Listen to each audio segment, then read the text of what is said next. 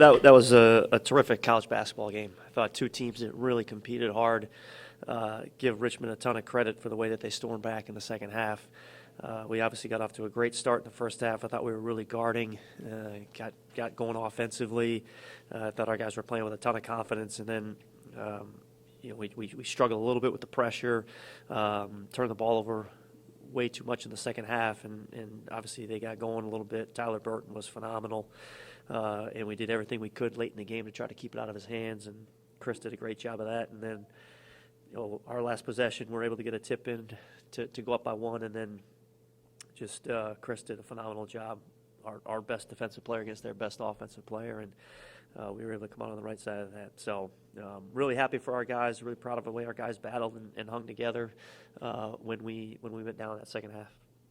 Really two big comebacks, I guess, theirs and yours at the end. And obviously they had you on the ropes at that point, it seemed like. What did you tell them? What did they do to stay calm and to know they can still pull it out? Well, when we got to the situation where we were down, the biggest thing we just talked about was the possession right in front of us, and just say whether it was us needing to get the stop right here or us coming out of a timeout, say just execute this possession right here, and then we'll go from there. But we didn't want to get ahead of ourselves and too much scoreboard watching. I thought that one of the big things that helped us when we needed to make that run late in the game was Chris keeping the ball out of Burton's hands. And I think there were two or three, maybe even four possessions where he couldn't get it, and I think that really helped us because we got some stops. Noah Collier made a big bucket for us and a free throw on top of it, and obviously Ben's tip in at the end was big. But I thought our guys just showed great poise and just stayed in the moment. Hey, Dane, was Chris's defensive ability drew you to him or vice versa? I mean, in other words, he's obviously a really good defensive player. Is that why he's here? Yeah, it's one of the biggest reasons. We knew we needed to add some experience in the backcourt. He's also terrific at taking care of the ball. I believe he now has 6 turnovers on the year for all the minutes he's played, and he lives in the paint. But he is a terrific defensive player. He's really, really smart, and where he gives up some size to guys at times, he knows angles, he knows their tendencies, and that was a huge, huge draw to us in recruiting him. This is, it's only the first week of December, and it's not a league game either, but is this a sizable moment for you guys, you feel, to get to beat a program like this?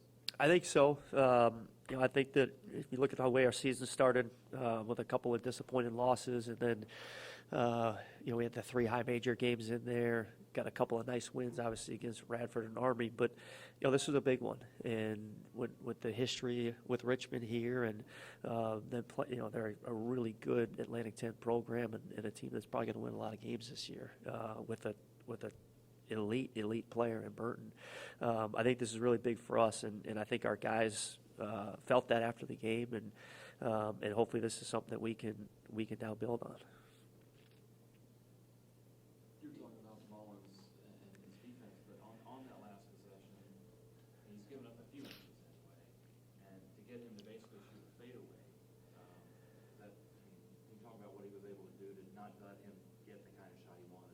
Yeah, I think he just does such a good job of being able to stay in front of guys and wall up and use his leverage. And we talked about Burton. He's such a good scorer, and he's a guy that you cut him off one way and he's got a counter, and then he comes back the next way and he comes back, and Chris was able to just stay there and stay in front of him and just try to make him shoot what was probably about as tough a shot as we could hope for at that point. So I think, again, it's his understanding of angles, it's his understanding of tendencies, his ability to use the leverage when he has given up some size.